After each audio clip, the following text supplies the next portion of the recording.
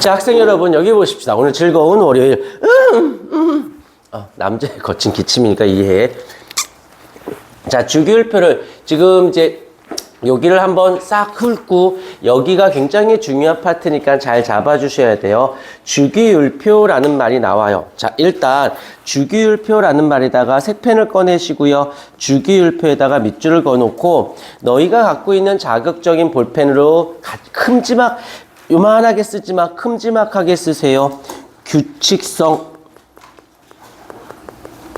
그 다음에 주기성, 조금 더 쉬운 단어 할게. 반복성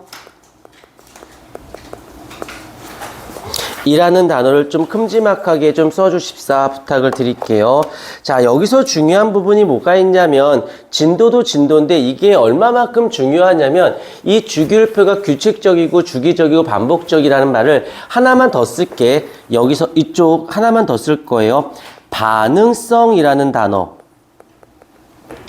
이 들어가는데 화학에서 반응성은 엄청나게 많이 들어와요. 시험 문제상에서 아예 대놓고 아예 고정화되어 있어. 그렇기 때문에 이런 고정화된 문제들은 반드시 어떻게든지 머릿속에 집어넣고 계셔야 돼요. 여기서 이제 금속의 반응성, 비금속의 반응성이라고 할 때 이 주기율표가 규칙적이기 때문에 주기적이기 때문에 반복이 된다라는 거거든. 그래서 여기서 이거는 지금 중학교 애들이 들어도 되고 초등학생이 들어도 되고 고등학생이 들어도 되고 고3이 들어도 될 정도로 이거는 뭐 어느 학년의 개념이 아니라 이거는 화학이라는 개념을 할 땐 기본적으로 알고 있어줘야 돼. 그래서 너희들이 화학이 좀 어렵게 느껴진다라고 한다라면 그 중에 여러 가지가 있지만 익숙치가 않아도 어렵게 느껴지겠지만 이 주기율표가 안정적으로 내 머릿속에 들어있지 않기 때문에 화학이 조금 어렵게 느껴집니다. 그렇기 때문에 여기를 잘 잡아주셔야 돼요. 자, 필요 없는 것들은 빨리빨리 건너뛰고 필요한 것들만 여기서 주기율표상에서 하나 밑줄, 원자 번호라는 말에다가 하나 또 밑줄 그어놓고 얘는 때려 죽어도 생각해내야 돼요. 때려 죽어도. 그래서 원자 번호라는 건 양성자의 개수를 가지고 한다. 쓰지만 내가 써놓기만 할게. 양성자의 개수를 뭐로 잡았다? 번호로 잡았다라는 거. 그래서 이 양성자의 개수가 참 말로만 들어 양성자가 대충 뭔지는 알아. 근데 여기서 중요한 건 나트륨의 양성자하고 마그네슘의 양성자하고 종류는 똑같은 종류예요. 지구상에 아니 우주를 포함해서 양성자는 한 종류밖에 없고 전자도 한 종류밖에 없습니다. 그런데 왜 원소들이 다 다른가요? 라고 한다면 다른 종류의 양성자를 가진 게 아니라 양성자는 동일한 종류인데 몇 개를 갖고 있느냐에 따라서 다른 원소로 정해진다는 거. 그래서 양성자가 몇 개냐로 그 원소가 결정이 되어져요. 다시 말로만 들어 양성자의 수 몇 개가 몇 개냐에 따라서 그 원소가 결정이 되어진다는 거 잊지 않도록 하시고, 그래서 그렇기 때문에 나온다라는 거. 그 다음에 여기서 성질이 비슷한 원소라는 말에다가 한 번 더 밑줄을 그어주시고요. 성질이 비슷하다라는 것은 알고는 있어. 같은 족 원소라는 말, 같은 족 원소라는 말을 살짝 써주도록 해주세요. 같은 족 원소 나왔으니까 계속 반복하자. 여기서 같은 족이라는 말의 뜻은 무엇을 의미하냐면 이 뜻은 원자카 전자 수라고 써주세요. 같은 족 원소다라는 말의 뜻은 원자과 전자수가 같다는 말이고, 나왔으니까 계속 간다. 원자가 전수, 가짜가 뭐가 문제냐면 두 개의 뜻을 갖고 있어요. 가장자리에 있다라의 뜻도 되지만 가장 중요하다는 뜻도 돼서 원자과 전자라는 것은 바깥 껍질에 있는 껍질에 있는 전자 라는 말도 됩니다. 이게 화학이 어느 순간 궤도에 오르면 되게 쉽게 느껴지는데 궤도에 오르지 못하면 굉장히 부담스럽거든. 이 화학이 좀 애매한 게 있어. 물리하고 생명의 중간 단계라고 보셔야 돼요. 물리는 좀 암기보다는 이해적인 부분이 좀 많이 들어가고 생명은 좀 암기적인 부분이 좀 많이 들어가거든. 그러니까 이런 거야. 아, 외우는 거 싫어. 그러면 물리 쪽이 맞아. 근데 외우는 게 어색하지 않은 애들, 이해하는 게 약한 애들은 생명을 어려워하는데 화학은 애매해서 어려워. 뭐냐면 적당히 외워줘야 되고 적당히 이해해줘야 되고 이 암기와 이해의 비중이 적절하게 섞여서 적절하게 적시적소에 맞아 떨어져야 돼요. 그렇지 않으면 굉장히 어색해져. 무슨 말인지 알겠니? 그래서 적절하게만 매치가 되면 화학은 절대 성적이 떨어질 수 없고 이걸 아무리 공부해도 적절하게 매치시키지 않으면 아무리 해도 화학은 성적이 안 나와. 그래서 화학은 어떻게 공부를 해서 어떻게 야, 목소리가 말이 나오네. 어제부터 계속 말이 안 나왔거든? 역시 난 체질이 강상가 봐. 적절하게 해서 화학은 진짜 부탁이야. 물리는 막 풀다 보면 막 어느 정도 답이 나와. 생명은 막 외우다 보면 어느 정도 답이 나와. 화학은 아니야. 그래서 화학만큼은 물리도 물리 방법이겠지만 화학은 하다가 조금이라도 막히면 하지 마. 무조건 질문해.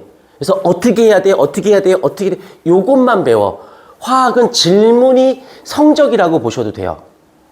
공부하려고 하지 마. 계산하려고 하고 뭔가를 하려고 하고 외우려고 하지도 마. 이거 외워요 말아요. 요거 어떻게 외워요? 이런 식으로 하나부터 초등학교 1학년처럼 하나부터 10까지 다 물어보세요. 장담해. 이것만 한두 달만 연습하잖아. 그러면 수능 때까지 화학은 할 수 있어요. 이게 20년 넘게 과학을 가리키다 보니까 성향들이 나와. 개념의 성향들이. 부탁이야. 화학은 진짜 질문해. 하지 마. 하다 막히면 질문이야. 하다 막히면 질문이고. 무슨 말인지 알겠니? 오케이.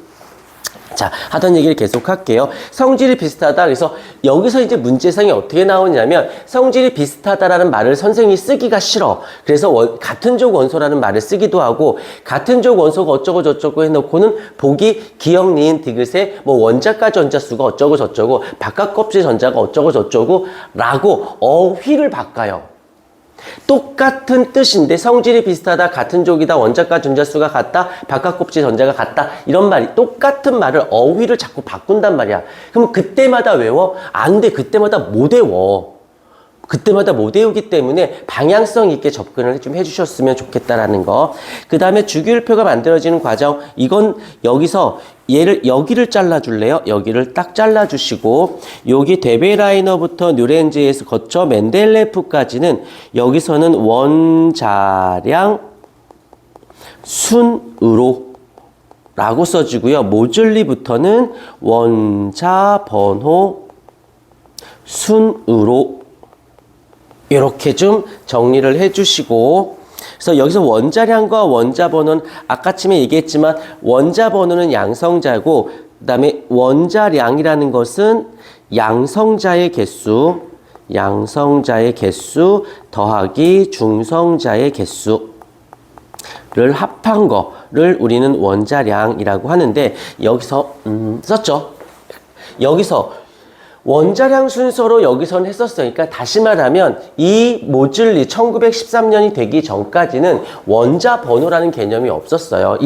있었더랬어. 사실은 러더퍼드라는 분이 만들긴 했는데 사용 용도가 되게 협소했었고 그 당시까지 맨델레프 시대까지만 해도 원자들이 너무 작으니까 계산하기가 너무 불편한 거야. 그래서 양성자의 개수 더하기 중성자의 개수를 몇 개로 할 때는 둘이 합치면 질량수라고 하고, 얘네들의 양적 관계, 무겁다, 가볍다의 개념을 쓸 때 둘이 합쳐서 양적 개념을 썼더랬어요. 이제 이걸로 했어서 규칙성을, 주기적인 성질을 만들어냈는데, 시간이 지나서 모즐리라는 분이 원자 번호로 순서로 나열해서 현재 주기율표가 됐다는 뜻이에요. 뭐 그렇게 시험 문제상에서 많이 언급하지 않으니까 그냥 스킵하고 넘길게요. 그 다음에 여기에 보면 밑줄만 그어주자. 데베라이너라는 분 살짝 밑줄만 그어주시고요. 다음 페이지로 넘어와서 뉴렌즈라는 분이 나옵니다. 이 또한 살짝 하고 멘델레예프라는 말에다가 밑줄. 요 멘델레예프라고 하는 아저씨부터는 조금 우리가 생각은 좀 해보셔야 돼요. 한 번만 체크만 할 테니까 한번 보자. 여기서 당시 이 아저씨는 밑줄 원자량 순으로 나열. 그냥 나열만 한 게 아니라 그런 다음에 성질이 비슷한 원소가 주기적으로 나타나는 것을 발견하고 이와 같은 주기의 원소들 세로줄 같은 주기 원소 자 주기를 원소들을 세로로 족을 원자분의 가로로 배열을 했대요. 여기서부터 이제 대박이 되는 게 밑줄 걷지. 여기서부터 이 멘델레예프 아저씨 때부터 굉장히 우리가 편해진 게 너희를 괴롭히려고 하는 게 아니라 같은 주기 여기서 요 살짝 써주자. 여기서 한 번만 써주세요. 같은 주기라는 말의 뜻은 같은 껍질수 라고 좀 써주고요. 같은 족이라는 말은 아까도 있었어. 지금 쓰면서 외워 집에 가서 외울 생각하지 마시고 같은 족이라는 것은 같은 원자카 전자수. 그래서 이 멘델레예프 아저씨는 껍질과 원자가 전자수를 껍질수를 주기라는 어휘로 바꿔놓고는 세로줄에 갖다 놓고, 그러니까 같은 껍질을 갖고 있어. 그러면 얘를 이름을 바꿔준 거와 똑같은 뜻인데, 그러니까 이런 거지. 우리 그래프에서 가로줄을 우린 뭐라고 읽어? 그치, X축이라고 읽지. 그래프에서 Y 세로줄을 뭐라고 읽어? 우린 Y축이라고 하지. 라고 하듯이 이 멘델레예프 아저씨가 표를 만든 거야. 그래 놓고 가로줄을 뭐라고 읽어? 족이라고 읽고 같은 주기를 미친 거 아니야? 야, 이거 미쳤어요. 같은 주기는 세로로 가로로 야, 이거 미치게 오타가 났어요. 같은 주기의 원소는 가로줄로, 그 다음에 같은 족은 세로줄로. 왜 이렇게 오타가 날 수가 있지? 같은 주기의 원소야 라는 것은 가로줄이 같은. 미안해. 여기 좀 다시 봐주세요. 이 멘델레예프 아저씨 생각을 조금만 이해해주면 얘가 되게 편해. 너희들을 괴롭히려고 하는 게 아니라 이걸 알면 금속의 반응성, 비금속의 반응성, 이 반응성 대소 비교가 굉장히 수월해져요. 그러면 이게 되면 또 누구도 되냐면 화학결합까지도 되게 편해지게 됩니다. 그러면서 원소들의 성질들을 알기 때문에 이걸 통해서 아까 좀 얘기했지만 양적 관계 할 때도 써먹게 돼요. 얘는 너무나도 중요한 부분. 아까도 얘기했지만 이건 학년이 상관이 없이 화학이라는 과목을 하기 위해서는 다 알고 있어야 되는 개념이야. 그래서 말은 이제 이 멘델레예프 아저씨 생각을 들어가자. 껍질의 개수가 같아. 그러면 이거를 같은 주기라는 어휘로 명명하면서 가로줄에다가 갖다 놓은 거고, 원자과 전자수 가장 바깥 껍질에 있는 전자의 개수가 같은 애들을 같은 족이라고 어휘를 바꾸면서 세로줄로 갖다 놓기 시작합니다. 이렇게 되면 같은 세로줄에 있어. 같은 세로줄에 있다는 것은 원자과 전자의 개수가 어떻다? 같다는 뜻을 의미하는 거야. 이해됐죠? 봤더니 산소하고 탄소가 있어. 산소와 탄소가 이주기 원소거든? 그러면 탄소와 산소는 껍질이 두 개인가 보다. 이러면 훨씬 더 편한 거지. 오케이. 이렇게 해놓은 거야. 멘델레예프 아저씨가 이렇게 해놓은 거예요. 그리고 듣기만 하십시다. 그래 놓고 1869년 밑줄 긋고 지워버릴 거야. 1869년 발표한 주기율표를 수정하여 성질이 비슷한 원소들 8개의 그룹으로 나누고 원소들의 원자량 순으로 나열한 주기율표를 1871년에 발표했대. 같은 주기 원소들은 가로에 여기 잘못 쓴 거지. 같은 주기 원소를 가로줄에, 같은 족은 세로로 배열하고 여기서 다시 당시까지 발견되지 않은 원소의 자리를 비워두었대요. 이게 듣기만 해. 발견되지 않았다는 건 있는지 없는지조차도 모르는 거야. 그런데 있는지 없는지도 모르는데 이 멘델레예프 아저씨는 있을 거야 해놓고 자리를 비워두었다는 거지. 듣기만 하세요. 그러다가 빈자리를 남겨둔 채 원소 이후에 실제로 실제로 발견이 됐어요. 게다가 규소와 주석의 성질을 바탕으로 두 원소 사이에 발견되지 않은 누군가가 있을 거고 성질을 예측했다가 진짜인지 아닌지 모른다는 뜻이 아직은. 그런데 시간이 지나서 봤더니 실제로 비슷한 걸 알아낸 거지. 이런 거지. 멘델레프 씨가 있는지 없는지도 모르는 어떤 원소가 있을 거야. 얘는 이러이러한 성질을 갖고 있을 걸 라고 한 거지. 근데 시간이 지나서 알아낸 거야. 이 아저씨가 노스트라다무스가 아닌 이상에는 존재 여부도 모르는데 어떻게 알아내? 이럴 때 예를 들게 5와 7 사이에 뭐가 들어있니? 걔는 3을 2개 있는 거와 같아. 이거 너무나도 당연한 얘기지. 그치? 5와 7 사이에 6이 있는 거고 그 6은 3이 2개 있는 거와 똑같잖아. 근데 이걸 예를 들면 6이란 숫자를 몰랐던 거야. 근데 얘가 앞에 있는 3, 1, 2, 3, 4, 5 중에 3의 2배가 있는 애가 숫자일 거야. 그럼 우리 입장에서 숫자니까 당연히 알고 있는 거 아니야? 여기서 하나 묻자. 왜 5와 7 사이에 6이 있다라고 당연히 알고 있었어? 아라비아 숫자상 1을 하나씩 더할 때마다 숫자가 올라가니까. 규칙적이기 때문에, 숫자는 규칙적이기 때문에 예측할 수 있었잖아. 표를 만들어 놓으니까 가로줄, 세로줄로 표를 만들다 보니까 규칙적이어야, 아까 했지만 주기율표는 규칙성이라고 했었어. 규칙적이는데 얘가 뭐 하나가 여기서 이상한 거야. 안 맞아 떨어져. 규칙적이어야 되는데 안 맞아 떨어지니까 어떡하지 한 게 아니라 거기다 빈칸을 둔 거라고. 다시 우리 입장에서 우리가 문제를 풀어보자. 우리가 문제상에 풀어보면 알겠지만 임의의 원소라고 나와. 안 알려줘, 문제상에서. 그 임의의 원소라고 해놓고는 문제 쭉 설명해. 성질. 그러면 그 성질들을 보고, 얘가 누구랑 비슷하네?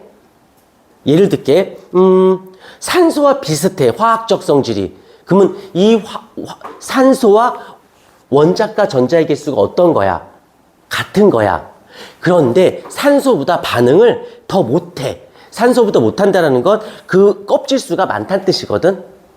그럼 다음 껍질인가 보다. 산소 밑에 있는 애구나. 황이구나. 이렇게 유추를 해내는 거지. 지금은 불편한 게 맞아. 하지만 주기율표를 하지 않고서는 화학은 시작할 수 없어요. 그래서 사람들이 이런 얘기하지. 영어에 알파벳이 있다라면 화학에는 주기율표가 있어요. 라고 하는 거지. 주기율표 없이 어떤 것도, 영어에서 알파벳이 없으면 어떤 것도 할 수 없듯이 화학에선 주기율표가 없으면 어떤 것도 할 수 없어요. 그래서 선택의 여지가 아니야. 무조건 외워야 돼. 그런데 이거 안 외우면 답이 없어. 지워버릴게. 그냥 이거는 이해를 돕고자 한 거지 너희들이 공부하는데 뭐 시험 문제 푸는데 그렇게 결정적인 역할은 안 하니까 그냥 밑줄만 하고 지워버릴게요. 넘겨요. 살짝 한번 끊었다 가자.